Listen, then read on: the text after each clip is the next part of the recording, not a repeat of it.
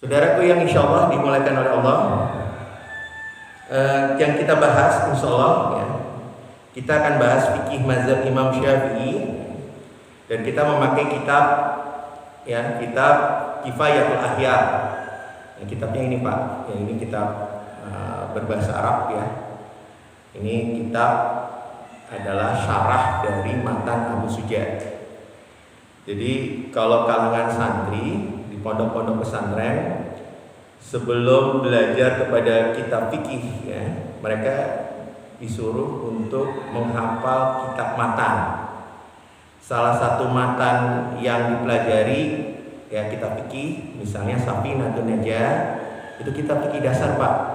Jadi kalau kita bicara Safinatun Najah, itu kitab matan, kitab dasar ya. Misalnya rukun Islam ada berapa, rukun iman ada berapa, nah itu dasar Pak. Penjelasannya, dalil-dalilnya itu ada di dalam kitab syarahnya ya, ada terdapat dalam syarahnya. Nah itu yang membedakan antara matan dengan syarah, sehingga kita tidak dapati di matan itu dalil-dalil syar'i Pak.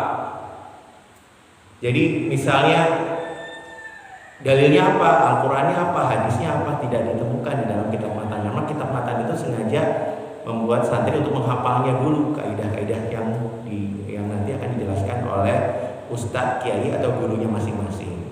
Nah itu. Nah di sini kita belajar dari dasar, ya, karena biasanya para kiai-kiai atau para ustadz-ustadz itu, ya, kita misalnya belajar matan. Sekarang kita matan Abu Suja. Nah, matan Abu Suja ada syarahnya namanya Fathul Qorib atau dikenal oleh para santri namanya Takrib. Nah, itu yang dasar banget Pak. Nah, kemudian lanjut lagi. Setelah lanjut, ya, santri akan belajar kitab-kitab lainnya, termasuk kitab Kifayatul Ahyar. Nah, di kitab ini penjelasannya akan lebih rinci. Bahkan perbedaan pendapat di kalangan ulama mazhab, misalnya ulama mazhab Syafi'i itu disebutkan Pak. Misalnya Imam Romli berbeda pendapat dengan Imam Nawawi, itu disebutkan di dalam kitab Kifayatul Ahyar ini ya. Jadi perbedaan pendapat di kalangan ulama, terutama mazhab Imam Syafi'i, juga mazhab imam lain biasanya disebutkan dalam syarahnya. Nah ini menariknya Pak.